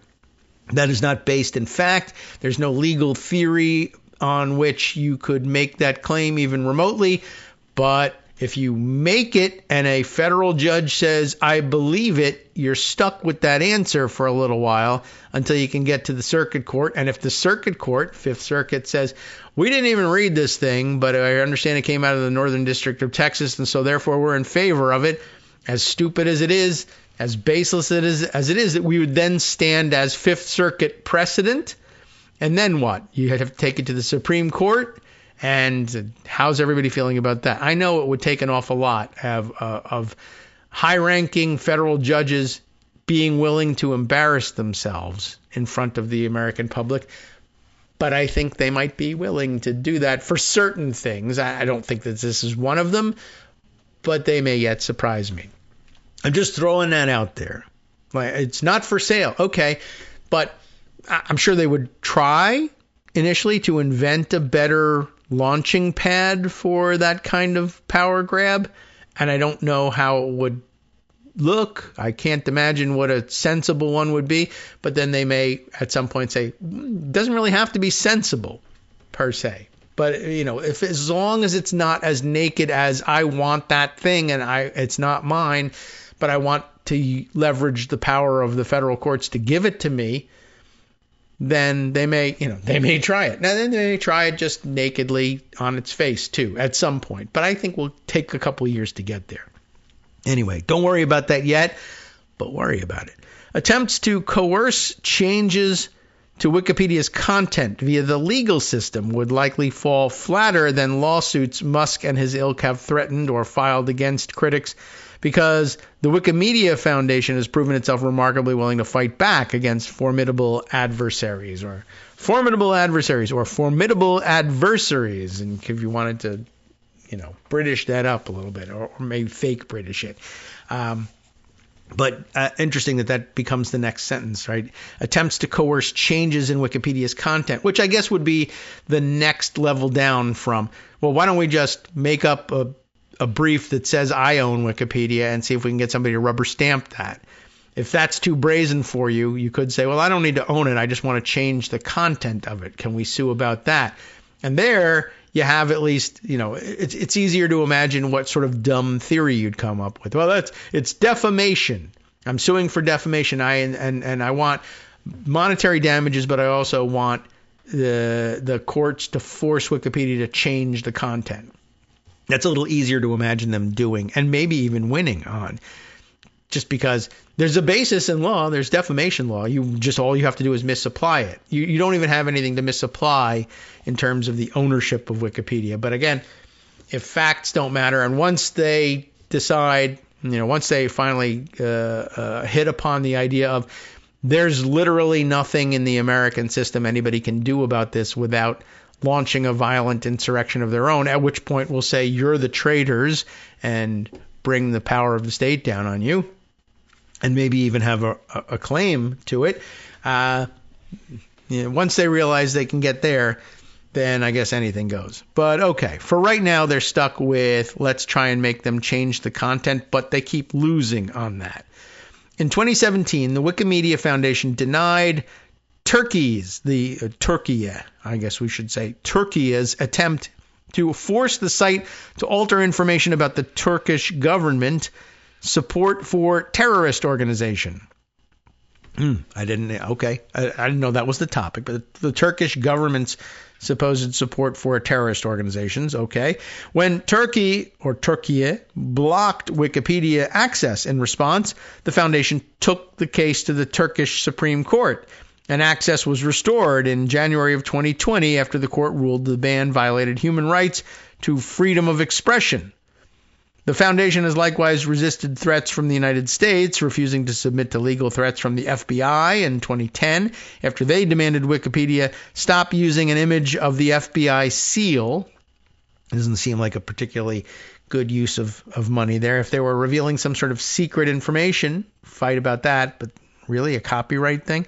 And in 2015, filing suit against the NSA over its upstream mass surveillance program, kicking off a years-long legal battle with the agency, which was eventually decided in favor of, unfortunately, the NSA. Or maybe, I don't know. I don't even know anything about the case. But I don't know. I felt like rooting for Wikipedia there. But I don't know whether that was a wise idea or not. This isn't to say Wikipedia is impervious to influence. While obvious vandalism and heavy-handed manipulation attempts typically fail quickly, more subtle influence campaigns can succeed, at least for a time, by working within Wikipedia's rules and social dynamics. Coordinated editing campaigns have sometimes pushed biased content, particularly in areas of the project that attract less attention. Governments have been accused of attempting to manipulate Wikipedia to favor their interests or spread propaganda, while paid editing firms have manipulated articles about corporations and politicians. But Wikipedia's transparency makes manipulation visible and correctable. Every edit is publicly logged, discussed, and reversible. And a decree by a government or a billionaire does not ultimately determine what content stays or goes. While some news outlets and other entities have proven willing to back down in the face of threats and demands from powerful figures, or has lacked the resources to do anything but, Wikipedia has not. This resilience against control helps explain why figures like Musk find Wikipedia so infuriating. They can buy platforms, threaten lawsuits, or pressure advertisers, but they cannot simply purchase or coerce control over Wikipedia. But God help us if they decide to use the court system for that. Shh, don't tell them. Next up, source reliability. A common complaint from Larry Sanger and others on the right has been Wikipedia's supposed banning of right-leaning sources. The reality is more complex, as you might imagine. Wikipedia's source reliability guidelines focus on, accuracy and editorial practices, not political alignment. It just so happens that the people who have the right-wing political alignment are ideologically opposed to meeting these guidelines, really. For instance, when the Daily Mail was deprecated as a source in 2017, it wasn't because of its right-wing stance, but because of documented cases where it published false stories without correction, fabricated quotes, manipulated images, etc. Meanwhile, right-leaning publications with stronger fact-checking practices like the Wall Street Journal and the Telegraph remain widely used across Wikipedia. Another one of those situations where just because we print the truth, that's why they don't want us in there. We print the real truth and they hate the real truth. Well, it's actually, one, it's not truth, and two, you are habitual liars. We're banning you for that. Well, I think it's because of our right-leaning stance. Well, I think not. And there's evidence that that's not true. These nuances often get lost in politically charged discussions about Wikipedia's source reliability. Take the case of Fox News. While its opinion programming is generally considered unreliable due to numerous documented falsehoods, its straight news reporting is often deemed acceptable for topics outside of politics and science. Similarly, while the New York Post is considered unreliable for political coverage due to its tabloid approach and history of fabrications, it's still sometimes used for entertainment coverage. To reduce repetitive conversations about commonly cited sources, Wikipedia maintains a list of perennial sources, publications that are frequently used and whose reliability is a recurring topic of time-consuming discussions about source usability. The list segments publications from generally reliable in its areas of expertise to generally unreliable, where use is normally not acceptable, or more rarely deprecated, where use is rarely acceptable. However, source reliability is still taken on a case-by-case basis on Wikipedia, depending heavily on not just the publisher and its editorial practices, but also the statements a citation is intended to support and the specifics of the article being cited. So sometimes you can get something passed, even if it's deprecated, right? There are articles published in generally reliable publications that shouldn't be used as sources on Wikipedia, and there are articles published in generally unreliable or even deprecated publications that are reasonably used as sources on a case-by-case basis. This controversial page documenting the general view of reliability for some popular publications is anything but the canonical list of approved or banned sources many of its critics claim it to be. Whether a source is usable on Wikipedia is a case-by-case decision, as the page itself makes clear, and there's a screenshot of it here to give you a flavor of it. It says about itself, what this page is a list of sources whose suitability for most/general purposes has been discussed repeatedly. And that's all. What the page is not, it is not a list of pre-approved sources that can always be used without regard for the ordinary rules of editing. It is not a list of banned sources that can never be used or should be removed on site. It is not a list of biased or unbiased sources. It is not a list of sources that are guaranteed to be 100% correct regardless of context. Nor is it a list of every source that has ever been discussed, or a list of sources that have never been discussed, or whose reliability should be obvious to most editors. It's not a list of primary, secondary, or tertiary sources, not a list of independent or affiliated sources, and finally, not a list of self-published or non-self-published sources. It's just stuff they've been discussing a lot, and here's why. Anyway, some sources could perhaps be more accurately described as banned on Wikipedia, as in you can't even save the page if your edit adds a link to one of these sites. But this is a last resort to prevent abuse. This block listing is mostly used to prevent links to sites that are regularly spammed onto Wikipedia, such as crowdfunding or fundraising sites like GoFundMe and Kickstarter.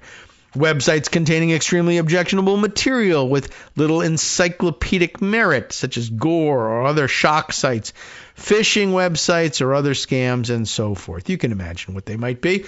With rare exception, when I see right-wing complaints about banned sources on Wikipedia, they're not complaining about block-listed sources, but rather sources deemed generally unreliable or deprecated. These decisions aren't made lightly and are frequently revisited. There have been over 50 discussions about the Daily Mail's reliability, for example, with both sides being vehemently argued.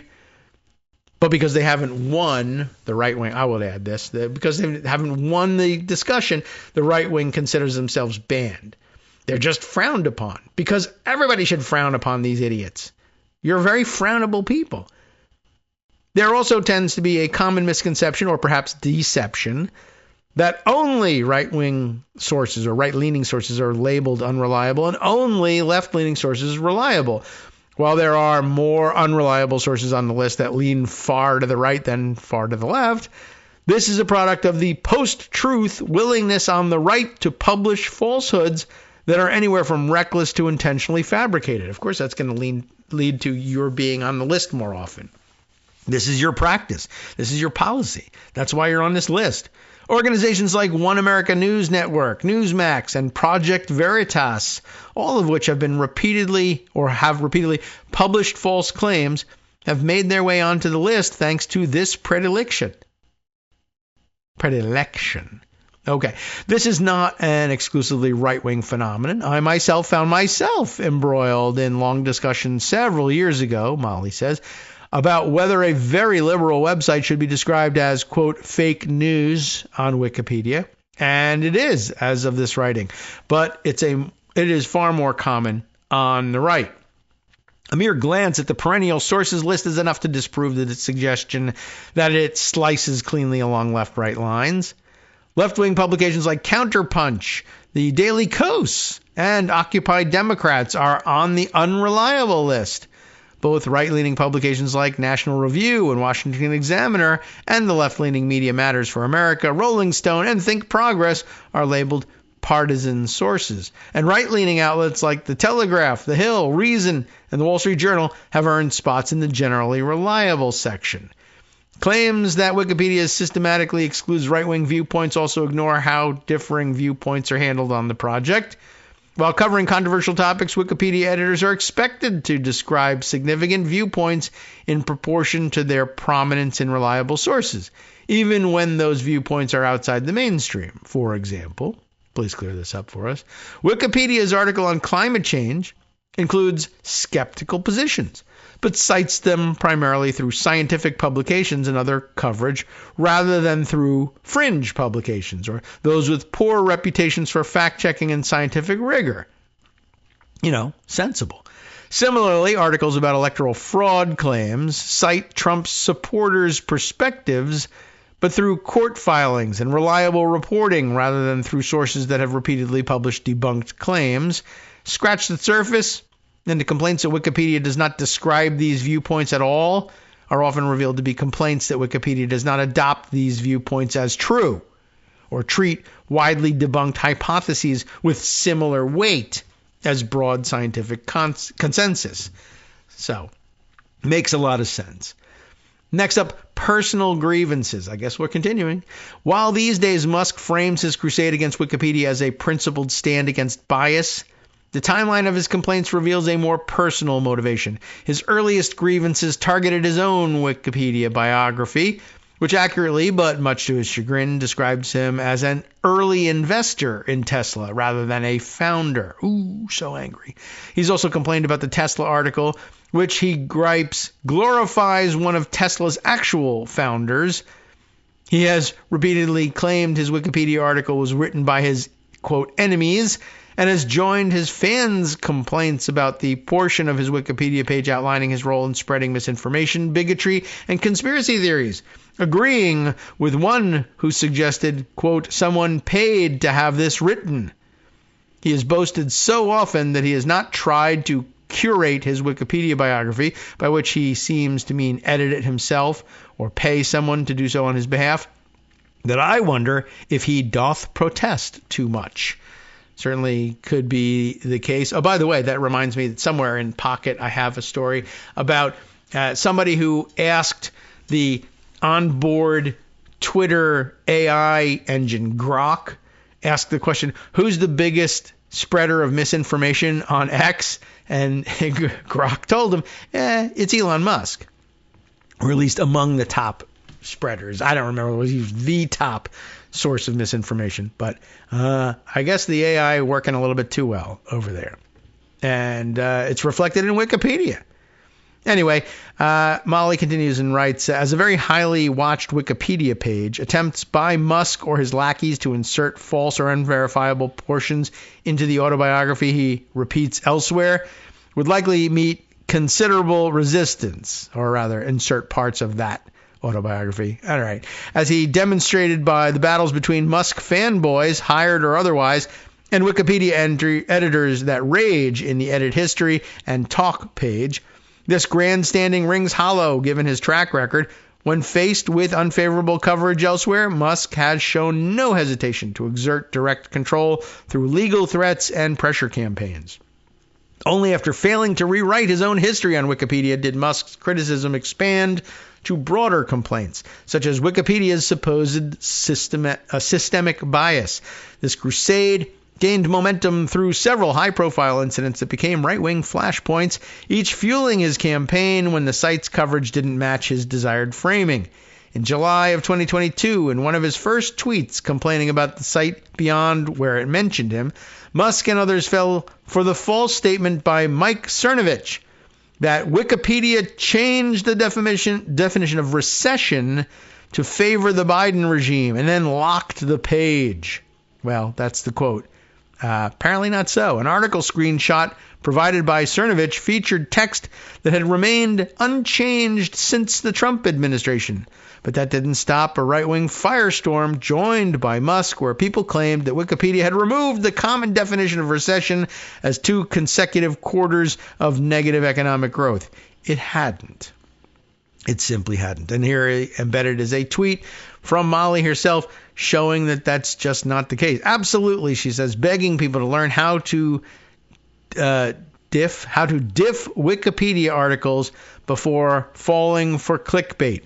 Here's the recession article on July 14th versus today.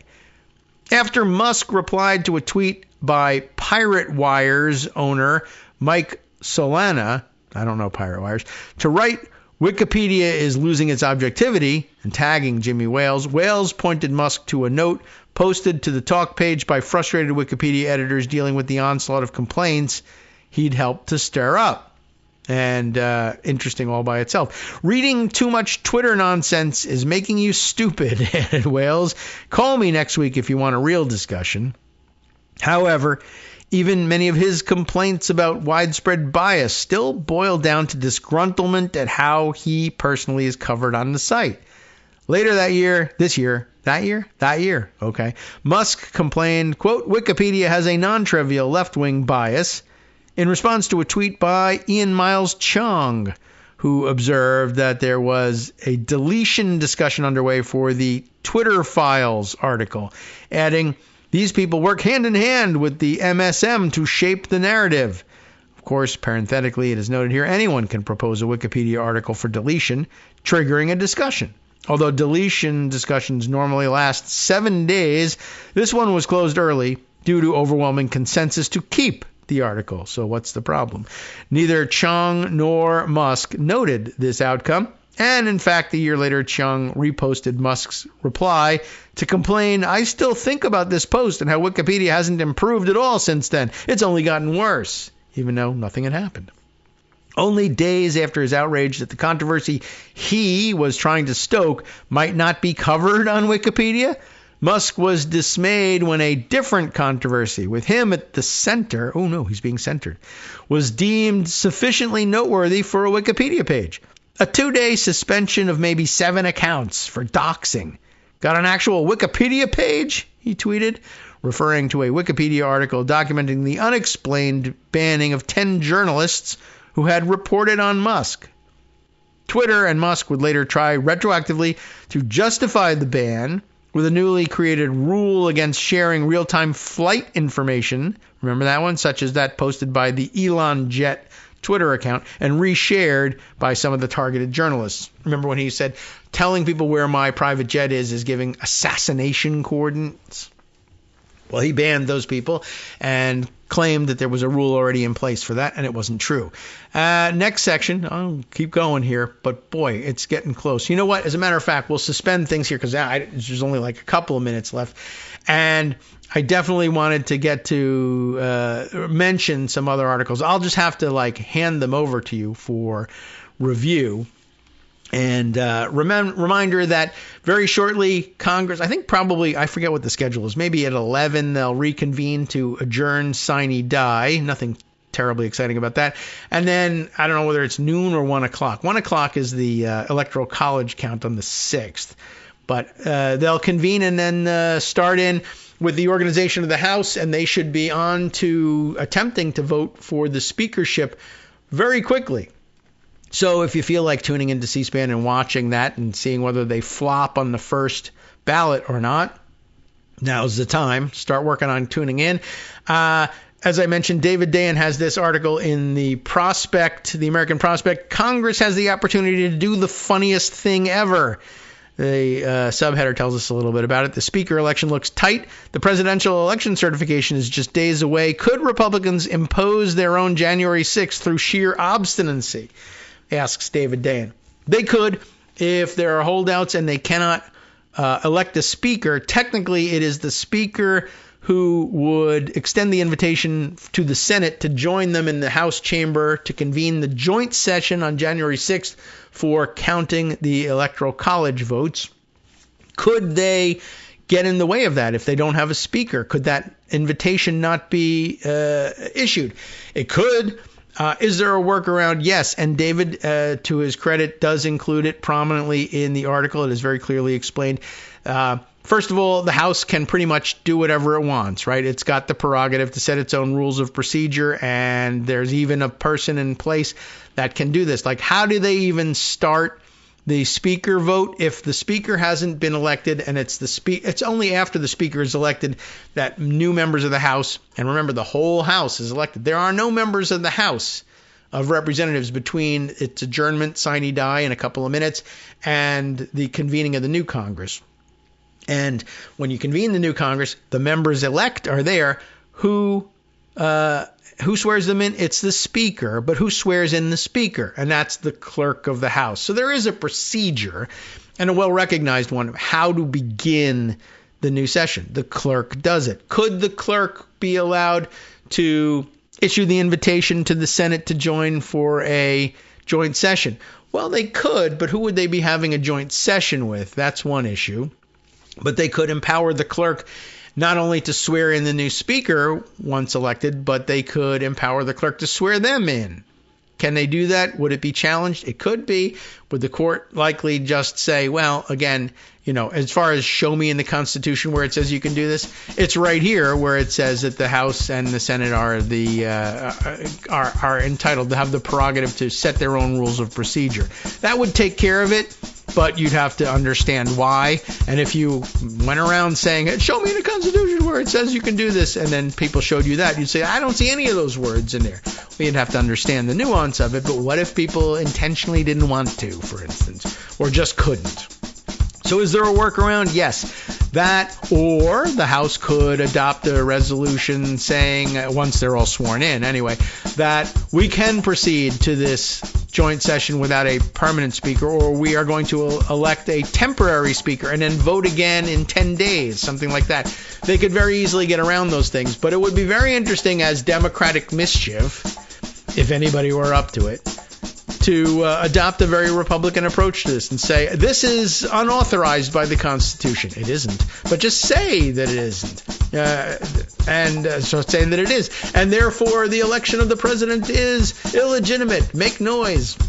What do you got to lose? Republicans are going to come together and get their house in order anyway. So, look, no skin off your nose. If you're an institutionalist, the right thing, whatever that may be, will happen anyway. But that doesn't mean you can't cast doubt on the legitimacy of the Trump administration. And hey, if you turn out to be right, then Patty Murray becomes president. From Hooray! NetworksRadio.com. You understand why, yes? You have been listening to Kagro in the Morning with David Waldman. Well, if not, we can look back on it and explain it on Monday, but by then everything will be in order. I wouldn't want to get your hopes up for the weekend. I'd rather get your hopes up about the West Coast Cookbook and Speakeasy with Justice Putnam, which comes next right here on Netroots Radio.